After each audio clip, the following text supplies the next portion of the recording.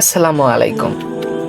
আশা করি আল্লাহর অশেষ রহমতে আপনারা সবাই ভালো আছেন। আজকে আমরা জানবো আল কোরআন কিভাবে নাজিল হয়েছিল তার সংক্ষিপ্ত বর্ণনা। তবে চলেন শুরু করা যাক। আমরা জানি শরীয়তের সর্বপ্রথম ও সর্বপ্রধান উৎস হলো আল কোরআন। এর উপরই ইসলামী শরীয়তের ভিত্তি ও কাঠামো প্রতিষ্ঠিত। আল কোরআন শরীয়তের প্রমাণ্য দলিল। মানব জীবনের প্রয়োজনীয় সকল বিষয়ের সমাধানসূচক মূলনীতি ও ইঙ্গিত আল কোরআনে বিদ্যমান। আল কোরআন আল্লাহ তাআলার পবিত্র বাণী। এটি সর্বশেষ ও সর্বশ্রেষ্ঠ আসমানি কিতাব।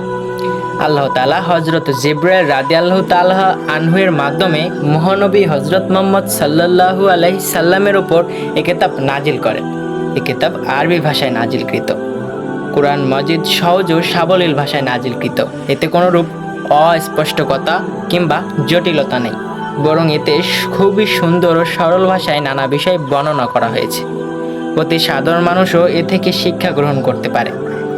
আল কোরআন আল্লাহ তাআলার কালাম। এটি লাহে মাহফুজ বা সংক্ষিপ্ত ফলকে লিপিবদ্ধ।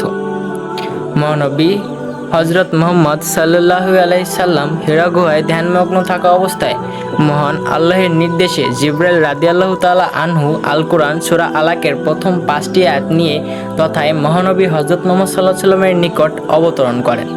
এটাই ছিল দুনিয়াতে আল কোরআনের প্রথম নাজিলের ঘটনা। এরপর বিভিন্ন সময় ও প্রয়োজনের পরিপ্রেক্ষিতে মহানবী হযরত মুহাম্মদ সাল্লাল্লাহু আলাইহি সাল্লামের উপর কোরআন নাজিল হয়। এভাবে মহানবী সাল্লাল্লাহু আলাইহি সাল্লামের জীবন দশায় মোট 23 বছরের সম্পূর্ণ কোরআন নাজিল হয়।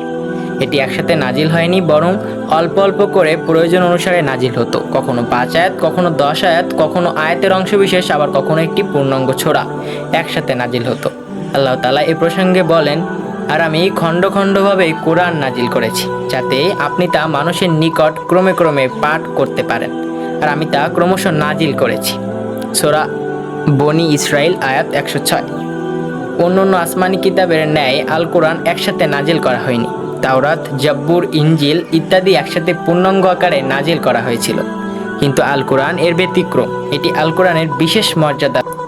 এই ছিল আল কোরআন নিয়ে কিছু সংক্ষিপ্ত বর্ণনা। ভিডিওটি ভালো লাগলে একটি লাইক দিবেন এবং এমনই ভিডিও পেতে আমাদের পেজটিকে ফলো করে রাখবেন।